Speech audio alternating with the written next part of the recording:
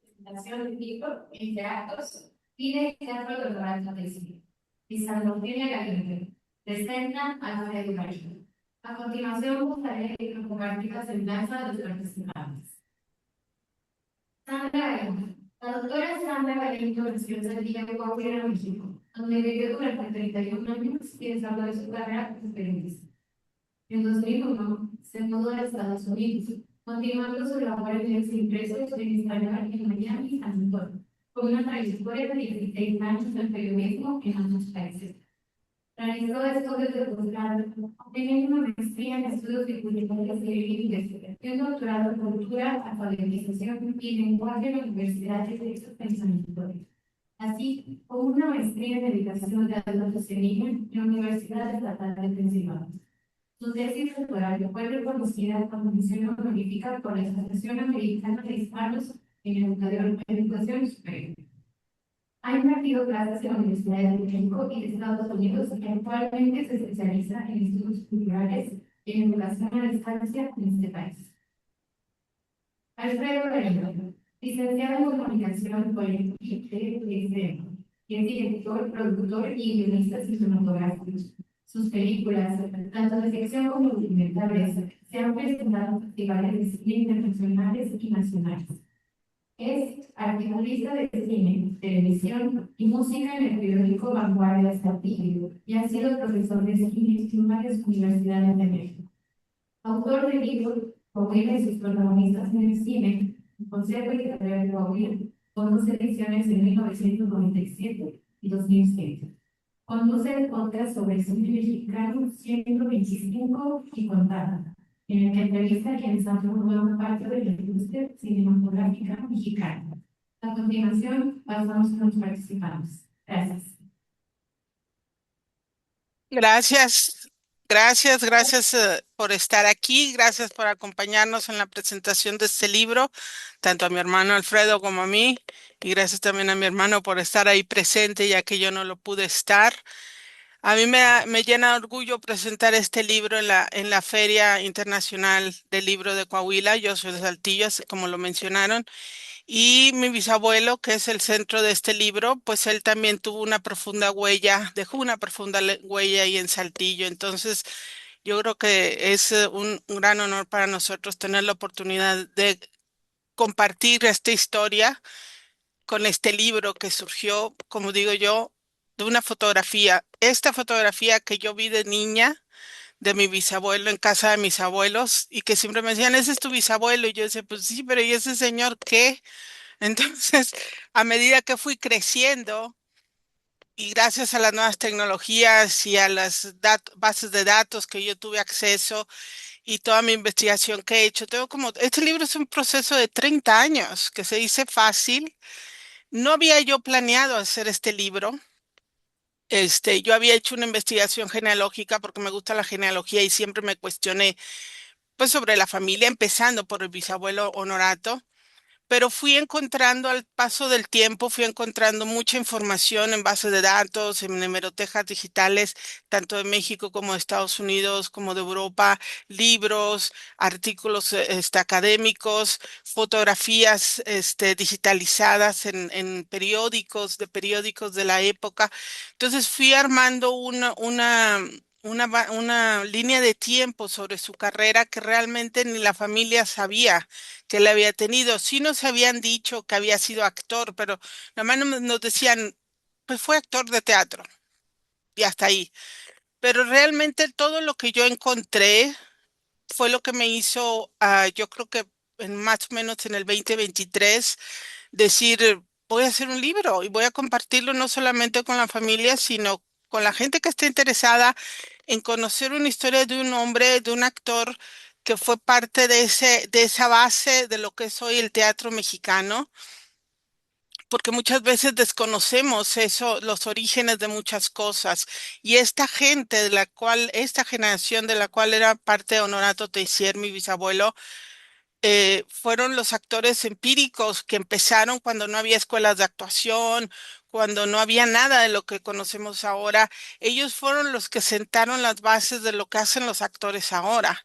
Entonces yo creo que hay que darles ese espacio y ese reconocimiento y recordar los nombres, no solamente de mis abuelos, hay muchos otros, yo los menciono en el libro, muchos de los compañeros actores con los que él trabajó. Entonces, por eso se me hizo a mí interesante y me eché un clavado a la historia definitivamente, a conocer el contexto histórico y fue un descubrimiento muy grato y aparte entender la vida que él tuvo y entender todo lo que luchó por esa pasión que tenía el teatro. Mi hermano recuerda, y yo me recuerdo, de niño siempre nos dijeron que él tenía esa pasión por el teatro. Y uno lo ve cuando lee el libro, porque a pesar de los pesares, a pesar de todo lo que él vivió, eh, él siguió adelante. Tragedias, baches, sí mucho reconocimiento. Él empezó su carrera teatral más o menos a finales de 1800. La primera obra en la que yo lo encuentro es justamente esta, Dios, Patria y Amor, de 1899. Aquí está él empezando en la lista, encabezando la lista del elenco. Tenía 20 años y estaba pisando el escenario nada menos que del Gran Teatro Nacional, que era el teatro más importante de México en esa época. Este teatro vino a ser sustituido hasta 1934, creo, por el Palacio de Bellas Artes que hoy conocemos. Sí, pero era el teatro más importante de México en esa época y él tenía 20 años y estaba pisando ese escenario. Es la primera obra en la que yo lo localizo, no quiere decir que él la empezó, pero hasta ahorita con la información que yo he encontrado, estos son los inicios. Esto, por ejemplo, lo encontré, es un periódico de 1900. Él estaba en Guerrero, en el Teatro Guerrero, de creo que del Chilpancingo, presentándose y aquí se ve el elenco y una de las actrices que aparece aquí es la mamá de los hermanos Soler. Entonces ella se llamaba Irene Pavia, aquí la pueden ver, Irene Pavia. Ella era la mamá de los hermanos Soler. Entonces posiblemente los mismos hermanos Soler fueron parte de ese mundo en el que mi bisabuelo se desarrolló a principios de 1900. Él fue un producto del Porfiriato, sí, nació como 2 años después más o menos de que Porfirio Díaz ascendió al poder. Él nació en 1878, mi bisabuelo, en la Ciudad de México, y, y fue hijo de un inmigrante francés y una mexicana. El papá, que aquí tengo yo la foto, creo, sí, acá está. El papá era inmigrante francés, comerciante, que se dedicaba a los negocios textiles de ropa, zapatos, con muchos inmigrantes que llegaron en la inmigración de los barcelonetes, más o menos a mediados de 1800. Entonces, él buscaba que su hijo continuara pues, con su negocio.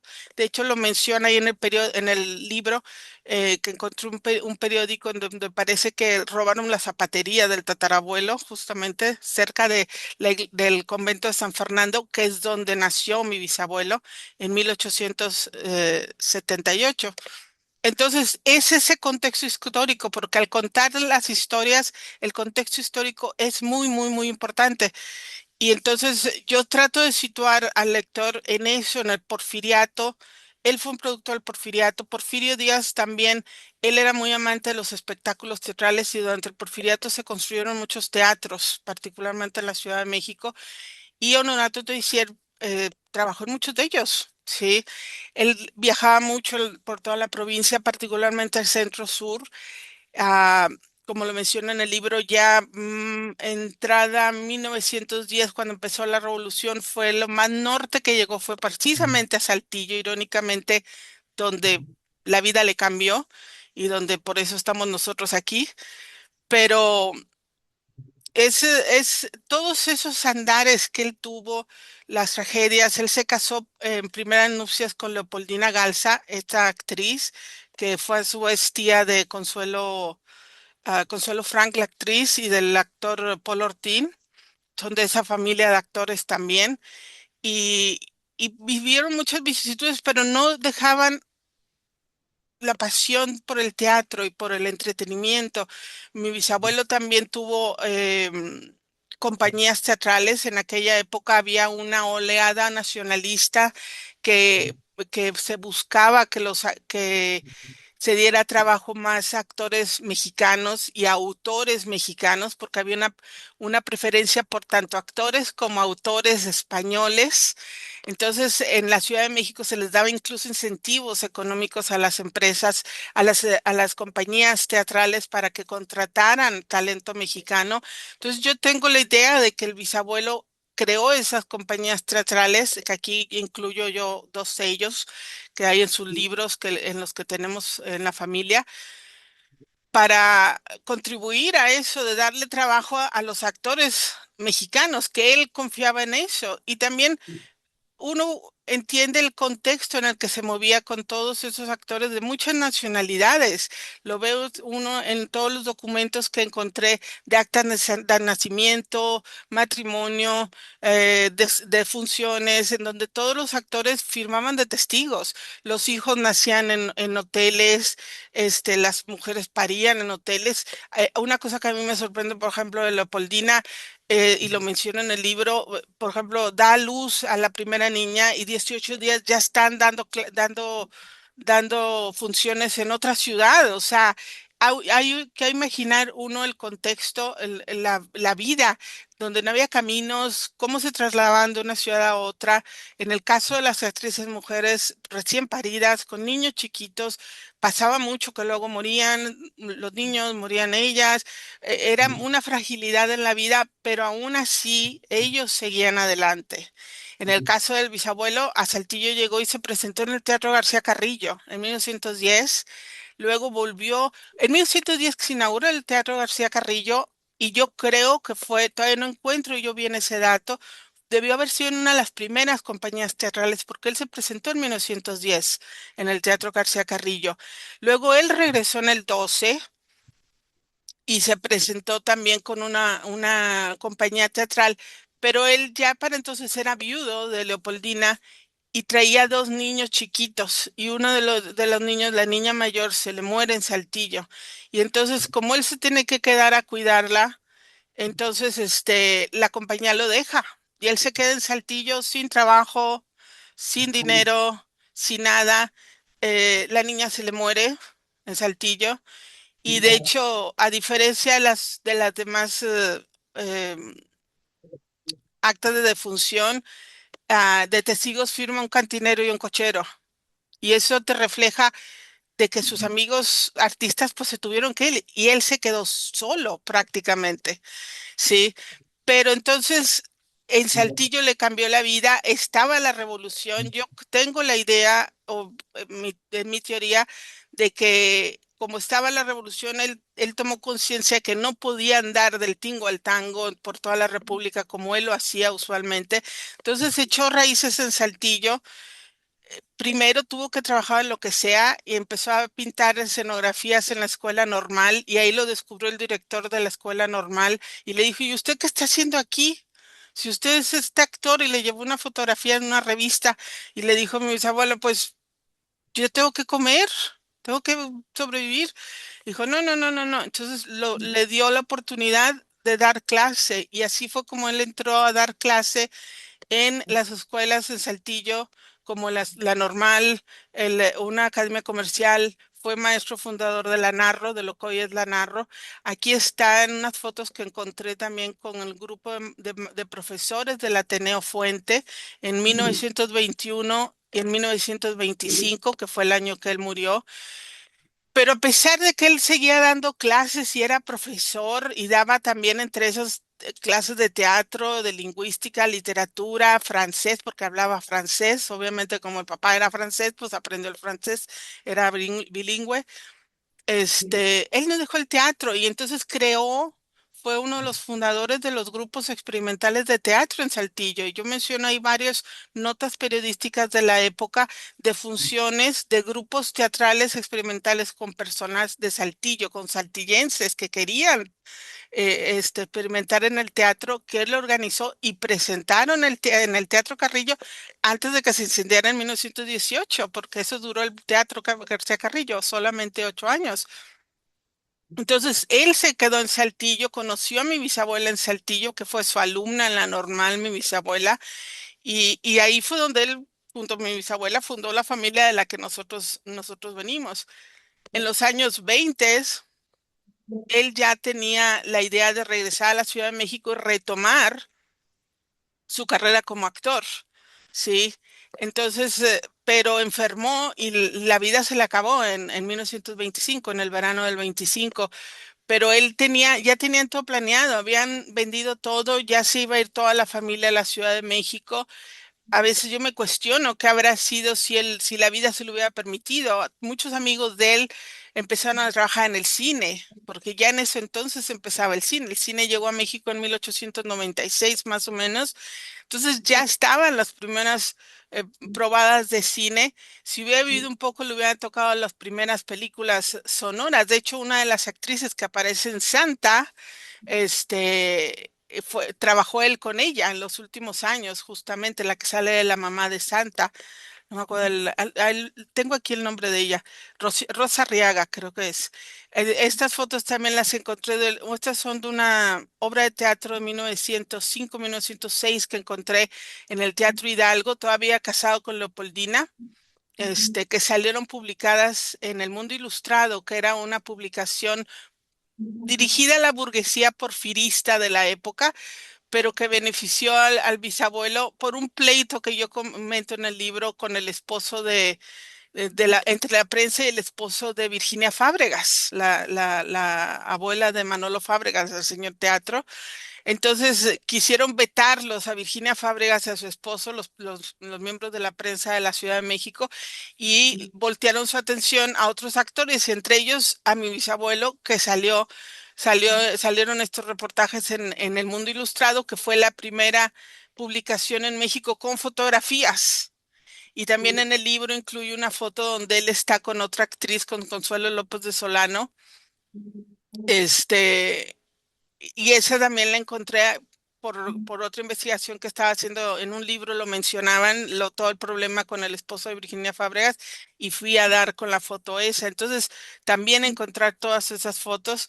Entonces, el entorno en el que él vivía, los teatros, incluyo también una línea de tiempo de todos los teatros y los elencos, los actores con los que él convivió en muchos de los más importantes teatros de la época, por ejemplo, el Teatro Nacional, el Teatro Iturbide, el Arbeu, el Renacimiento, el Teatro Hidalgo, el Orín, el Gran Circo Teatro Orín, que fue la primera estructura de metal en México y era una copia inspirada en los circos teatros de la época en Europa, por ejemplo, de Pathé, Gaumont, que luego también incluyeron cines. Era todo un centro de espectáculos porque daban circo, teatro y cine. Ya cuando el cine empezó a tomar fuerza, ya con historias y todo eso, ya a partir de los años 1910, 15 por ahí, que empezaron ya a contar más historias, más que las vistas con las que empezaron. Entonces eran muchos teatros y algunos, como estaba mencionando, algunos de los contemporáneos con los que trabajó, por ejemplo, Irene Pavia, la madre de la dinastía Soler, a María Teresa Montoya, el papá Felipe Montoya Alarcón, que también era un actor reconocido de la época, con él trabajó también mi bisabuelo. Y incluso es uno de los firmantes en en el acta de matrimonio con Leopoldina y el nacimiento de los hijos. El Roberto El Panzón Soto también, cuyo hijo es Fernando Soto Mantequilla, que muchos lo recordarán en películas del cine de oro. También Miguel Inclán, pero Miguel Inclán, el papá de Miguel Inclán, es el Miguel Inclán, el actor que todos conocemos de Salón México, de Los Olvidados. Bueno, el papá de los Inclán, de Lupe Inclán y de Miguel Inclán, que también se llamaba Miguel Inclán, el señor. Él trabajó, mi bisabuelo trabajó con él, de hecho hicieron la obra de Don Juan Tenorio, fue una de las obras que hicieron. También era de ese mundo. Leopoldo Ortín y Aurora Campuzano, que eran los papás de Paul Ortín, que también, como digo, estaban emparentados de manera política con Leopoldina, porque la abuela de Paul Ortín, la abuela materna, era la mamá de Leopoldina. Y Rosita Arriaga, que es la que digo, les comentaba, era la actriz que sale en Santa, la primera película sonora del cine mexicano, y el bisabuelo, ya después que enviudó de Leopoldina y que estuvo tratando ahí de salir adelante él en el teatro, ya viudo y con los dos niños que le quedaban, Rosita Arriaga, ella tenía su compañía de teatro y en algunas obras trabajó, ahí lo menciono yo también en el libro. Ella entró al cine, muchos de los compañeros con los que trabajó él entraron al cine, entonces por eso yo me cuestiono si en algún momento él hubiera también seguido al cine, en el cine, ¿no? Al principio, lo poco que nos contó mi abuela, realmente así como que nos da la impresión de que él era muy purista y era para él era el teatro, pero bueno, viendo ya la evolución del cine, uno no sabe. Entonces, pero la vida no le permitió eso. Fue un hombre que vivió una vida muy corta porque murió a los 46 años, pero la vida que tuvo la vivió, pero enormemente, ¿sí? Porque él luchó por esa pasión del teatro y la siguió. De hecho, lo que siempre nos comentaron fue de que el papá no quería que fuera actor, porque pues obviamente ser actor en aquella época tenía muy mala fama, tanto para hombres como para mujeres, pero mi tatarabuelo murió, por lo que he encontrado alrededor de 1895. También accedí a bases de datos de Francia para ver si tenían datos y encontré un acta de defunción de un honorete hiciera ahí en Francia. Posiblemente es él, no estoy segura, esa es otra investigación, pero lo cierto es que coincide con la época de finales de 1800 en las que Honorato estuvo libre para seguir su pasión. No sabemos la actitud de la mamá o la idea que tendría la mamá, mi tatarabuela, sobre eso, pero lo cierto es de que él siguió su pasión. Y ahí en el libro también incluyo lo que la prensa hablaba de él. En esos primeros años donde se hablaba muy bien, decían que era un muy buen actor, de que lo aplaudían en todas las presentaciones y cuando empezaba en esos primeros periódicos de finales de 1800, principios de 1900, lo pintaban como que si seguía estudiando y si se seguía esforzando iba a llegar a ser uno de los mejores actores de teatro de México. Sí, y él se siguió estudiando, era autodidacta. Lo que sabemos es de que tenía una educación de bachillerato de la época, pero llegó a tener una biblioteca de 300 libros. Eso fue un dato que encontré yo en la biblioteca de la Universidad de Texas en Austin. Encontré un listado de un académico que yo creo que era conocido de él, a un listado de 300 libros. En la familia hay algunos de esos libros, son obras de teatro. 300 libros que tenía él desde finales de 1800 hasta 1923, todas obras de teatro y en el listado que está en la biblioteca en Austin dice biblioteca del profesor Don Honorato Teissier. Sí, entonces él era ávido lector de todas esas obras, o sea, él se educaba, él continuó, era autodidacta, él continuó educándose también para dar clases, por supuesto.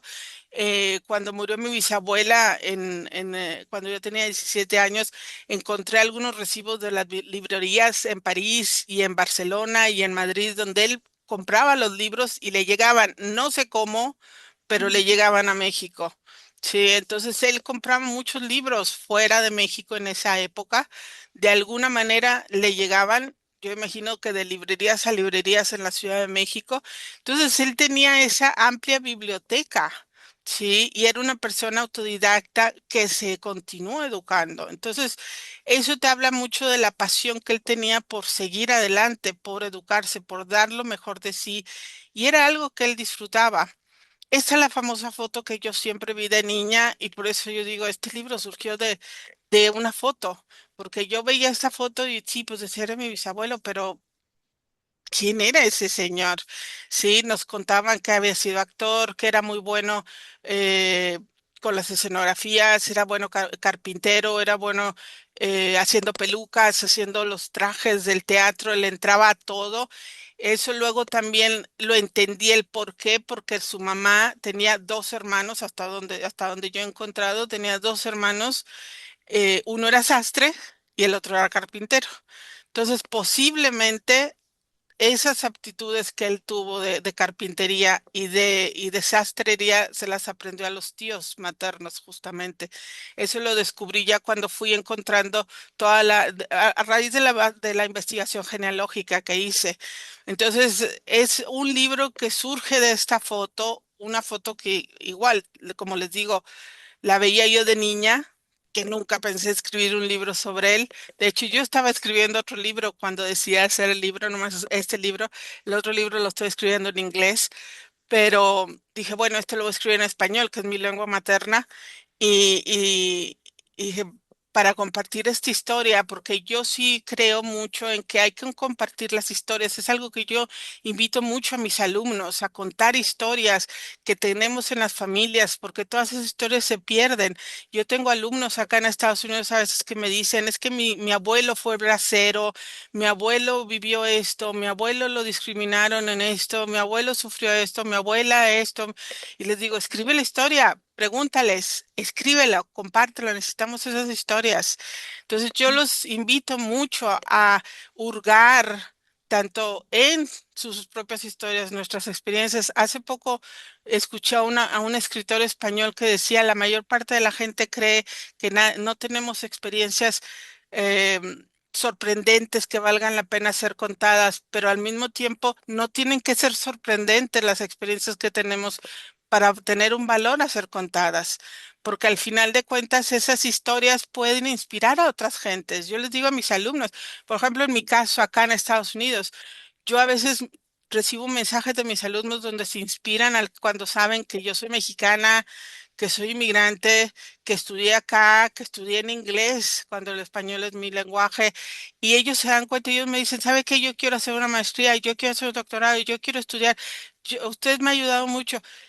Y a veces uno no se da cuenta, pero inspiras a la gente con tus propias historias, con lo que ven en ti, ¿sí? Entonces, hay muchas historias que a veces valen la pena contarlas. Entonces, yo por eso dije, hay que contar la historia de él, no porque sea mi bisabuelo, yo lo menciono en el libro, yo no es que diga o crea que haya sido el actor número uno de México, porque no lo fue, sí, pero fue uno de muchos que dieron forma a ese motor, a ese engranaje que hoy es el teatro mexicano, que lucharon en un tiempo en el que no tenían nada, en donde tenían que viajar, pues vivían como vivían de hotel en hotel, ahí lo menciono en el libro, todos los niños nacían en diferentes ciudades, nacían en hoteles, se enfermaban, se morían y los dejaban atrás, los enterraban, si andaban en Celaya y se morían en Celaya, lo dejaban, lo enterraban en Celaya y le seguían a la siguiente pueblo, a la siguiente puesta en escena. Entonces era la vida del actor, pero era esa pasión que tenían por algo que les gustaba. En el caso de mi bisabuelo, como digo, vivió poco porque moría a los 46 años. Hoy en día, pues es muy joven. Entonces, pero lo poco que vivió, lo vivió en grande. O sea, eso fue una cosa que yo descubrí, aprendí mucho de él en todo lo que yo encontré gracias a estas tecnologías que me permiten hacer investigaciones a distancia, a meterme a hurgar en hemerotecas, en bases de datos de diferentes países, de diferentes continentes. eh, y entendí mucho la forma, o sea, la vida que él tuvo y valga, tenía todas las excusas para enloquecerse, para perderse en un vicio, porque vivió muchas tragedias, si leen el libro lo van a ver, y él nunca, nunca se cayó, nunca se cayó, él se levantaba, lo tumbaba la vida y se levantaba, lo tumbaba la vida y se levantaba, y eso te habla de una fortaleza de carácter que dices tú, pues te sorprende, ¿no? Y dices, es que de verdad, o sea, algunos familiares que han leído el libro lo que me han dicho, dice, realmente uno se siente orgulloso de tenerlo a él como bisabuelo, porque no nos sabíamos esa parte de su vida, no nos sabíamos esas luchas que él tuvo, y vuelvo a lo mismo, él tenía todas las excusas para que su vida terminara de lo peor, porque la vida lo golpeó mucho, pero él se levantaba cada vez que la vida lo golpeaba. Vamos, a seguir, que yo quiero ser actor, a como de lugar. Y se presentaba y seguía hasta que la vida le dijo, ¿sabes qué? Hasta aquí ya se acabó en el 25, pero él estaba ya dispuesto a irse, ya estaba dispuesto a seguir. Y la vida fue la que le dijo, ¿sabes qué? Hasta aquí llegaste, ¿no? Pero es aprender a conocer a las personas, a pesar de que yo no tuve la oportunidad de conocerlo. Conocí a mi bisabuela, tuve la oportunidad de tener a mi bisabuela hasta que yo tenía 17 años, pero pues yo nunca hablé con ella sobre él, ni ella nunca me habló de sobre él. Digo, realmente no me sentía yo con esa confianza de preguntarle ni nada. Entonces, y realmente no hablaban de él. Entonces, yo no sé qué tanto sabía ella. Sí ha de haber sabido algunas cosas. Al principio, cuando se casaron, ella se fue de gira con él en algunos lugares, pero yo creo que después dijeron, ¿sabes qué? Vamos a quedarnos aquí en Saltillo. Ella era maestra, fue una maestra y prefecta en la escuela normal, donde se conocieron. Entonces, pero toda esta búsqueda en todos estos archivos que yo agradezco que la tecnología haya avanzado en estos tiempos a ese grado, y yo sé que va a seguir, porque todavía yo voy a seguir buscando más y encontrando más a medida que se digitalizan más documentos, a medida que se digitalizan más fotografías. Este libro va a engrandecerse y yo espero poder sacar otras ediciones con más información, pero vuelvo a lo mismo, es entender la vida de un México que estaba emergiendo de una conquista, de una independencia, de 30 años de gobierno de Porfirio Díaz, de la revolución, todo ese contexto histórico que está detrás de la vida de él, que cuento yo en el libro, y eso le da más profundidad a la historia, ¿sí? Y por eso yo quise conectar todo eso, por eso lo nombré, lo titulé Entre Actos, porque no nada más es la carrera de él per se como actor o como director de teatro, como empresario, sino todo lo que conllevaba, todos esos entreactos en su vida. Sí, todo lo que había, todas las tragedias, las alegrías, los sinsabores que él vivió y su pasión de seguir, seguir, seguir, seguir. Entonces, yo considero que es importante ah, redescubrir todas esas historias y pues yo siempre invito a la gente a que busquen todas esas historias que tienen en su familia y las compartan, porque es parte de la historia de esta humanidad de la cual somos parte nosotros mismos. Y dentro de 100, 200, 300 años van a estar leyendo esas historias. Yo saqué esta historia de mi bisabuelo gracias a toda la investigación que he hecho y yo la quise compartir con todos los que estén interesados en saber cómo vivía un actor mexicano del teatro mexicano de principios de siglo y no solamente él, todos los que lo rodeaban. El mundo actoral que lo rodeaba y todo ese mundillo, la prensa de la época, todo eso, eh, y te da otra perspectiva, ¿sí? De tu vida, de tu entendimiento de la realidad que ellos les tocó vivir y de tu realidad misma, porque entender que ellos hicieron todo eso con muy nada de lo que tenemos nosotros hoy en día, pues te fortalece y dices, bueno, si ellos pudieron hacer sin nada de lo que nosotros tenemos hoy, ¿por qué nosotros no vamos a hacerlo, no? Entonces, es la historia de él. Esta es una frase que encontré en un comentario que él le dio a uno de sus alumnos del Ateneo en 1925, cuando él pensaba que ya se iba a México, pero poco después murió. Le dijo eso a un alumno: trabaja, hijo, y comerás pan grande, que te dice mucho sobre la filosofía que él tenía, sí, y su forma de ver la vida todavía a esos, en ese último año de vida, que él no sabía que era su último año de vida, porque la muerte lo sorprendió, pero él quería seguir adelante.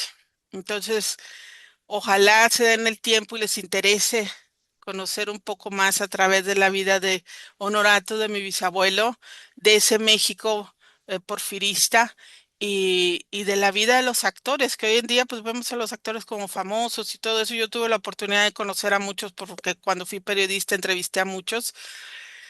Este, Y con la historia de él te das cuenta de que es una pasión, es una carrera que tiene vocación, pasión, muchos sinsabores, pero si ellos lo hacen con amor, eso es lo que les importa a ellos. Sí, entonces, eh, gracias por escucharme y por estar aquí y no sé si tengan preguntas. Gracias.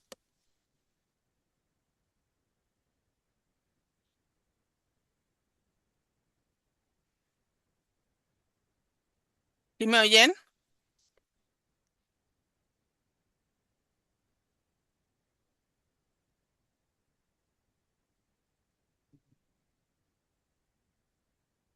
Sí. ¿Alguien tiene alguna pregunta? Aquí- Ayer, me da mucho gusto estar aquí, escucharte y ver este resultado tan bonito de una investigación que me consta que necesite muchísimo esfuerzo y sobre todo muchísimo amor. Te agradecemos que nos hayas entregado este libro, pero yo quiero preguntarte cuál fue, en qué, o más bien, qué etapa de tu vida tuviste esa chispa, ese chispazo de querer conocer más sobre tu bisabuelo, de decir, voy a investigar su vida y voy a compartir, a escribir un libro que voy a compartir con toda la gente para que la gente conozca su vida. ¿En qué momento sucedió eso? Pues empezó, es que yo me he puesto a reflexionar, gracias por su pregunta, empezó de niña, te digo, de niña, nada más que de niña no existía el internet, yo no sabía ni qué era la genealogía, por supuesto, ¿no? Entonces, pero yo desde niña tenía esa gran curiosidad. Cuando muere mi bisabuela, yo teniendo 17 años, me fue a echar un clavado en todos los documentos papeles que había, porque estaban, pues iban a tirar un montón de papeles porque iban a vender la casa donde vivía mi bisabuela y mis abuelos. Y me eché yo un clavado y encontré documentos, fotos, encontré muchas otras cosas. Fue la primera oportunidad que yo tuve de ver un poco más allá, ¿no? Y ya cuando empezó a surgir el internet y ya empecé yo a buscar bases de datos, actas de nacimiento, actas de defunción, actas de matrimonio. Ha sido un proceso de tiempos fíjate, en el 2016 fue cuando entré por primera vez a la hemeroteca digital. Y de ahí empecé a buscar en los periódicos de México a ver si nombraban al bisabuelo. Encontré más de 100, casi 200 periódicos. Esos son los que tengo yo de los que utilicé para la investigación. Encontré 200 periódicos, eso hace 10 años. Entonces, ha avanzado al paso que ha avanzado la tecnología y que ha avanzado yo profesionalmente y como persona, este, pero empezó de niña, ¿sí? Cuando decidí hacerlo libro, fue cuando me di cuenta que tenía mucha información de su carrera como actor, más allá de su vida per se. Dije, no, es que hay que darle su lugar en el teatro, hay que compartir su historia y su pasión por el teatro. Y ahí fue cuando dije, bueno, voy a hacer un libro, a ver qué sale. Entonces, ahí fue cuando decidí yo hacer un libro, como en el 23 más o menos, en el 2023. Gracias. Gracias.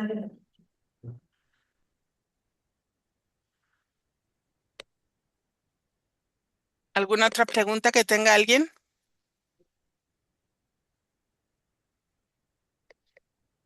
Aquí pues de las jóvenes, no sé si las están interesadas en teatro o algo que quieran comentar, si alguna curiosidad que tengan porque parece son estudian primaria, secundaria, prepa.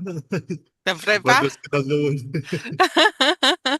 no, bueno, Pues pues como yo les digo a mis estudiantes, yo tengo estudiantes, bueno, no, yo no doy clase en prepa, yo doy clases en universidad acá en Estados Unidos, pero yo siempre invito a mis alumnos a que a que lean, por supuesto. Muchos me dicen que no les gusta leer, pero les digo yo que no leen porque no han descubierto el género que les gusta. Yo de niña, de joven, yo no leía porque me ponían los clásicos. Mi abuela, la hija de Honorato, me regalaba libros de hadas y a mí yo las detestaba, francamente.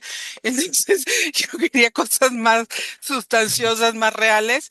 Entonces, ya cuando descubrí yo lo que a mí me gustaba, soy una lectora, yo les digo a mis alumnos se ríen, les digo, porque yo no, yo rompo el estereotipo de las mujeres de que creen que compramos zapatos y compramos, no, yo compro libros.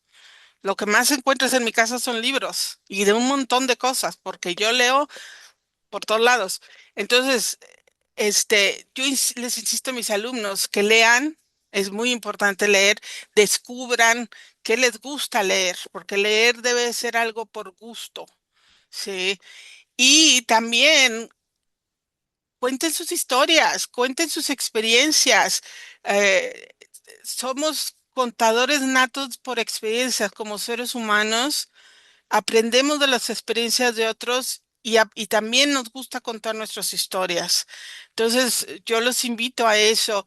Pregunten en sus familias, igual sus abuelos, sus bisabuelos vivieron cosas y no lo saben. Sí, y son historias que se pierden, son historias. Yo me metí mucho a la genealogía, yo hago mucho, tengo un árbol genealógico con casi 1400 ancestros. Yo a cada rato les digo que voy y me cuelgo y los sacudo a ver cuál se cae y me pongo a buscarle a ver qué le encuentro, pero aprende uno mucho de ellos, ¿sí? Y no es tanto la cosa de que, ay, que quién era el millonario, el hacendado. No, es la historia humana de cada uno, el saber qué vivieron, cómo nosotros venimos a estar aquí, porque hay que recordar que nosotros somos el producto de las decisiones de ellos. En el caso de mi tatarabuelo, él decidió venirse de Francia y por eso estamos aquí. Sí, entonces el aprender eso te da otra perspectiva y los entiendes mejor, entiendes su vida. Entonces hay veces que hay muchas historias perdidas en las familias que valen la pena ser contadas, sí, y las necesitamos porque es parte de la humanidad, es parte de la experiencia humana. Entonces es algo que tenemos que hacer y ustedes que son jóvenes, que están en la prepa, yo sé que a lo mejor no les gusta leer porque a mí tampoco, como les digo, no me gustaba leer, pero busquen qué les interesa. Hay muchos géneros. Yo, por ejemplo, soy de no ficción. Yo descubrí que no soy, que no hay peor para mí como la ficción. Yo no, hadas y cosas extrañas, no. Yo soy de ficción, de casos reales, de esto. Me pongo a investigar mucho, pero hasta que yo tuve esa oportunidad de decidir qué quería yo leer, fue que yo, válgame, leo libros. Hay veces que estoy leyendo hasta 3 libros al mismo tiempo y los leo en diferentes partes de la casa, unos en la sala, otros en el baño, otros en el cuarto, y ahí sí los veo y voy leyendo y voy leyendo y voy leyendo. Entonces, el leer lo que nos gusta nos transporta a muchos, muchos lugares y nos ayuda mucho, a entendernos a nosotros mismos y a entender a otras gentes. Entonces, los invito a que lean, ¿sí? Y que busquen historias en sus familias o cuenten sus propias historias. Muchas veces no valoramos nuestras historias, lo que experimentamos, pero vale la pena contarlas, ¿sí? Es experiencia humana. A ver si alguien se anima, alguna pregunta, algo. Le digo a mis alumnos, ¿alguien? Soy como el de Ferris Bueller. Anybody? Anybody?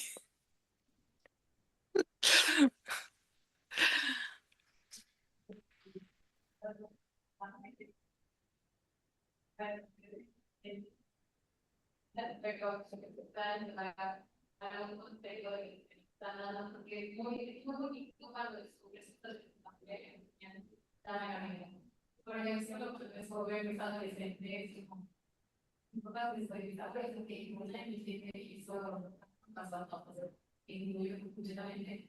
Pero no descubrir que también está contando la historia de tus papás, no se va a incluir que se me toma la ciudad. A lo mejor no todo es como de también, pues, la historia es muy interesante que voy a ver ahí. Y saber que ellos es familia. Uy, la verdad. La mayoría de las historias que ayudan a la historia de personas hablando de su familia. Entonces, fue a la fiesta, y es que vaya de todo tipo, de todo tipo. Y no digamos que y lo de aquí, se la entonces, todos practicamos lectura, no digo que practicar, digo, a lo mejor sí me experimento, pero creo que pueden usar cualquier historia maravillosa de personas tan brillantes. Quieren saber que quieren mejorar y van a ir como maravillosa. Todavía que va a tener la universidad de vamos a ver dos historias más todo tipo de gente. Y en muchos lugares, a lo mejor que ustedes no saben, que ustedes quieren participar, de acuerdo, y no abuelos. No tengan miedo de buscar. No es nada más para ustedes, no es para ustedes, que quieren Sí. No, y nada más, bueno, yo agregaría de que tienen ustedes, es lo que dice mi hermana, que hay mucha posibilidad cuando nosotros éramos más chicos, pues eran las bibliotecas y pues hemeroteca, digo, lo que ya ahorita es de, pues casi nadie, o digo, poca gente como ella, ¿verdad? Que están metidos lo hacen, pero ahorita ya se pueden meter en un clic, tienen Google, tienen toda la información de todos lados y de todo tipo. Entonces, pues la curiosidad, ¿verdad? Es lo que mi hermana también dice, ¿verdad? Que tengan de entrada, qué bueno, y les agradecemos que estén aquí presentes. Pues, por eso les preguntaba digo, no sé si los asignaron que vinieran o nació de ustedes, hubo curiosidad, no sé, lo que haya sido, espero que les haya dejado algo y como también lo comentaba la compañera aquí, que también le agradecemos aquí su apoyo, ¿verdad? Este de que pues todos tenemos una historia, tenemos un origen, tenemos Exacto. padres, abuelos, toda una genealogía y desde ahí es lo interesante de pues contar, rescatar esas historias, porque ahorita se está perdiendo mucha memoria y memoria personal vale la pena que la cuenten, ¿verdad? Y que si ahorita los jóvenes que están tienen pues mucha vida por delante y mucho que dar, entonces, bueno, que Y lo hagan, ¿verdad? tienen recursos que no teníamos Los recursos. nosotros, tienen Ujú. muchos recursos, o sea, todo lo digital. Yo este libro no lo podría haber hecho sin todas las bases de datos digitales, las bibliotecas digitales que yo pude acceder a través del internet, el saber varios idiomas, porque yo sé francés, español y inglés, las hemerotecas de diferentes países, muchos libros los compré yo en Europa, donde venían mencionando el bisabuelo, irónicamente libros de México, pero los encontré en Europa. Entonces, el poder pedir esos libros y que me los mandaran de Francia, de Inglaterra, de España, yo pude hacer este libro gracias al internet, gracias a la digitalización de documentos, gracias a los archivos documentales.